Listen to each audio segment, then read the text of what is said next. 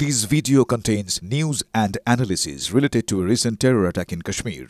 The content may include sensitive visuals and discussions that could be distressing to some viewers. Viewer discretion is advised. We strongly condemn all forms of violence and terrorism. The purpose of the content is solely to inform and create awareness based on verified reports. Top quality और consistent performance के लिए सिर्फ silver pump नाम याद रखना।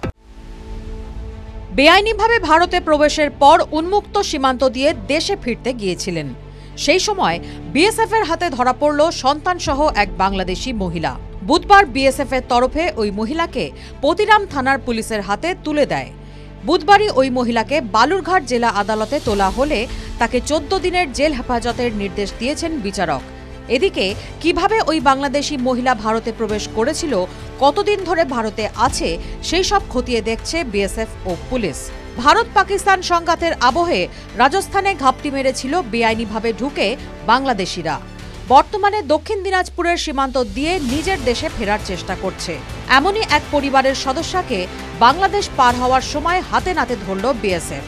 তবে BSF এর অভিযানে পালিয়ে যায় ওই মহিলার স্বামীসহ পরিবারের অন্য সদস্যরা।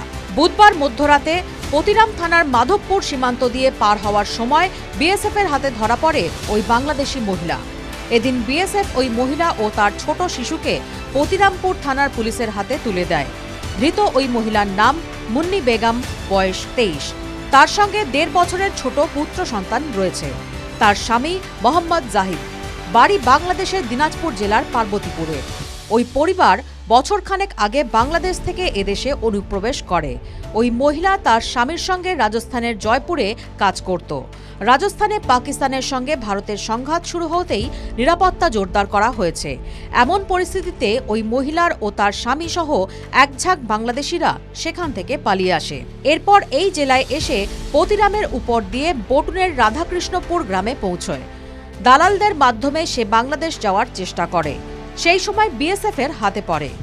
মহিলার স্বামী ও তার অন্যান্য সঙ্গীরা পালাতে পারলেও বাচ্চাসহ ওই মহিলা আর পালাতে পারেনি, যার জেরে বিএসএফ এর হাতে ধরা পড়ে যায়। এদিকে ওই মহিলার স্বামী ও তার সঙ্গীরা বাংলাদেশের দিকে পালিয়ে গিয়েছে বলেই প্রাথমিক অনুমান। পুরো ঘটনা খতিয়ে দেখছে বিএসএফ ও পুলিশ। টিভি9 বাংলা ডিজিটাল।